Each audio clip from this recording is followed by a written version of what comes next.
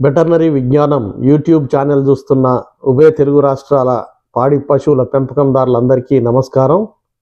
ఈ మధ్య కాలంలో నేను కొంతమంది పాడి రైతుల దగ్గరికి పోయినప్పుడు వాళ్ళు పాలు తీసే విధానాన్ని నిశితంగా పరిశీలించడం జరిగింది. చాలామంది శాస్త్రీయ పద్ధతిలో పాలు పితకడం మాత్రం చేయటం లేదు. కొంతమంది ఏమో చేతి బొటన వేలును మడతబెట్టి పాలు తీస్తున్నారు, కొంతమంది ఏమో కన్నులను పట్టుకొని లాగుతూ పాలు తీస్తున్నారు. ఆ విధంగా చేయడం వల్ల పాల దిగుబడి తగ్గడమే కాకుండా సన్నులు కూడా భవిష్యత్తులో పాడయ్యే అవకాశం ఉంది. కాబట్టి సక్రమంగా పాలు పితికే ప్రక్రియ గురించి మీ అందరికీ తెలియజెప్పాలనే ఆశయంతో ఈ వీడియో చేయడం జరుగుతుంది. పాలు పితికే సక్రమ పద్ధతి తెలుసుకోవాలంటే మిగతా వీడియోను చూడండి. పాలు పితకడం ప్రక్రియ అనేది ఒక నైపుణ్యంతో కూడిన ప్రక్రియ. అది ఒక రకమైన కళ. పాలు తీయడం సక్రమంగా లేకపోతే ఎన్ని లీటర్ల పాలు ఇచ్చే పశువు ఉన్నా, ఎంత శ్రేష్టమైన జాతి పశువు ఉన్నా మనకు నష్టమే. కాబట్టి సక్రమంగా 5 నుంచి 7 నిమిషాల లోపు నిర్దిష్టమైన సమయంలో నెమ్మదిగా, సంపూర్ణంగా, మృదువుగా, శుభ్రంగా పాలు తీయడం అనేది చాలా అవసరం. ఈ విధంగా చేయడం వల్ల పాల దిగుబడి పెరుగుతుంది. దాంతోపాటు పాలల్లో వెన్న శాతం పెరిగి మనకు రేట్ ఎక్కువ వచ్చే అవకాశం ఉంటుంది. అదేవిధంగా పొదుగులో ఉన్న పాలన్నీ సంపూర్ణంగా బయటకు వస్తాయి కాబట్టి పొదుగు వాపు లాంటి ప్రమాదకరమైన వ్యాధులు రావు. ఇప్పుడు పాలు తీసే పద్ధతుల విషయానికి వస్తే, ఆ చన్నులు ఒత్తిడికి లోనై వాచిపోతాయి, నొప్పి ఉంటుంది, చన్నుల్లో కణజాలం దెబ్బతినే ప్రమాదం ఉంటుంది, ఒక్కొక్కసారి ఫైబ్రోసిస్ కూడా ఏర్పడుతుంది. పొదుగుకు చన్నులకు ఇంజురీస్ అయ్యే అవకాశాలు చాలా ఎక్కువ ఉంటాయి.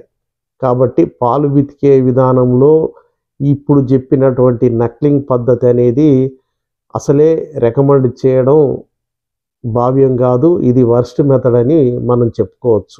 కొంతమంది రైతులేమో బొటన వేలు మరియు ఇతర చేతి వేళ్ళ మధ్య చన్నులను పట్టుకొని పైనుంచి కింది వరకు నొక్కుతూ పాలను నెమ్మదిగా సున్నితంగా పిండుతుంటారు. దీన్నే స్ట్రిప్పింగ్ పద్ధతి అంటారు.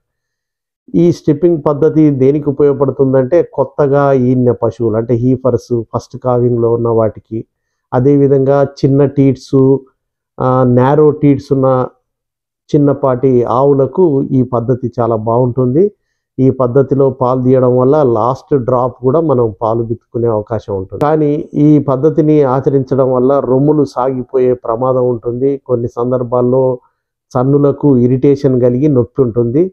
పశువులు కూడా ఒత్తిడికి గురై పాల దిగుబడి తగ్గించే ప్రయత్నం చేస్తాయి. ఇప్పుడు చెప్పుకున్న 2 విధానాల కంటే అత్యంత శ్రేష్టమైన పద్ధతి గురించి ఇప్పుడు మాట్లాడుకుందాం. పూర్తి చేతిని ఉపయోగించి పొదుగు చనుకట్లను పిడికిలతో నిండుగా పట్టుకొని చేతి వేలుతో మృదువుగా నొక్కుతూ పాలు పితుకుతుంటారు. చన్ను మొదట్లో ఒత్తిడి కలిగించి ఆ తర్వాత పిడికిలి బిగిస్తూ పాలను బయటికి లాగుతుంటారు. మీకు వీడియోలో కనబడుతూనే ఉంటుంది. ఇప్పుడు చెప్పేదానికంటే చూస్తే మీకు ఈజీగా అర్థమవుతుంది. దీన్నే ఫుల్ హ్యాండ్ మెథడ్ అంటారు, పూర్తి చేతిని వాడే పద్ధతి. ఇది ఎట్లుంటుందంటే, దూడలు తల్లి దగ్గర పాలు ఎట్లా తాగితే తల్లి ఏ విధంగా ఫీల్ అవుతుందో ఆ విధంగా సహజంగా ఈ పాలు పిండే పద్ధతి ఉంటుంది. దీనివల్ల 85% పాలు పొదుగులో నుంచి బయటికి పితకడం అనేది సాధ్యమవుతుంది. ఇందాక చెప్పుకున్న 2 పద్ధతుల కంటే ఈ పద్ధతి సురక్షితమైన పద్ధతి, శ్రేష్టమైన పద్ధతి కూడా. పొదుగుకు గాయాలు కానీ, టీట్స్కు గాయాలు కానీ, అంతర్గత రక్తస్రావాలు కలగడం కానీ, ఫైబ్రోసిస్ కానీ ఇట్లాంటి సమస్యలు ఉండవు. వాపు సోకే సమస్యలు కూడా ఉండవు. 3 రకాల పద్ధతుల గురించి చూశారు కదా. దాంట్లో ఫుల్ హ్యాండ్ పద్ధతి, చివరగా చెప్పుకున్న పద్ధతి అత్యంత శ్రేష్టమైనది. చనుకట్లను పిడికిలి నిండుగా పట్టుకొని పితకడం అనేదే శ్రేష్టమైన పద్ధతి. దానివల్ల 85% పాలు పొదుగు నుంచి బయటికి తీయడం సాధ్యమైంది. మరి మిగతా 15% సంగతి ఏంటి అని అందరికీ డౌట్ రావచ్చు. ఆ మిగతా 15%కి చన్నులను పైనుండి కింది వరకు నొక్కుతూ పితికే స్ట్రిప్పింగ్ పద్ధతి ఆచరించడం చాలా మంచిది. దానివల్ల పొదుగులో మిగిలినటువంటి ఆ 15% కూడా పాలు వస్తాయి. అంటే మొత్తం 100% పాలు ఈ ఫుల్ హ్యాండ్ పద్ధతి వల్ల, స్ట్రిప్పింగ్ పద్ధతి వల్ల పితుక్కునే అవకాశం ఉంటుంది. చివరి దారాల్లో వెన్న శాతం ఎక్కువ ఉంటుంది. వెన్న శాతం ఎక్కువ వచ్చినప్పుడు మనం సేకరణ కేంద్రానికి పాలు పోస్తే రేట్ ఎక్కువ వచ్చే అవకాశం ఉంటుంది. రెండవది ఏంటంటే, సూక్ష్మజీవులు తక్కువ సంఖ్యలో ఉంటాయి ఈ చివరి దారాల్లో. దానివల్ల పాలు చెడిపోయే అవకాశాలు కూడా చాలా తక్కువగా ఉంటాయి. మూడవ ప్రయోజనం ఏంటంటే ఆఖరి దారాల్ని పూర్తిగా పితకడం వల్ల పొదుగులో రెసిడ్యూ మిల్క్ అనేది ఉండదు, సూక్ష్మజీవుల అభివృద్ధి అనేది ఉండవు.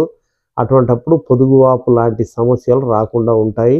ఒకవేళ పొదుగువాపు వస్తే ఎన్ని వేలు ఖర్చు చేయాల్సి వస్తుంది, మందులపై ఖర్చు పెట్టే సమస్యలు కాకుండా ఉంటుంది.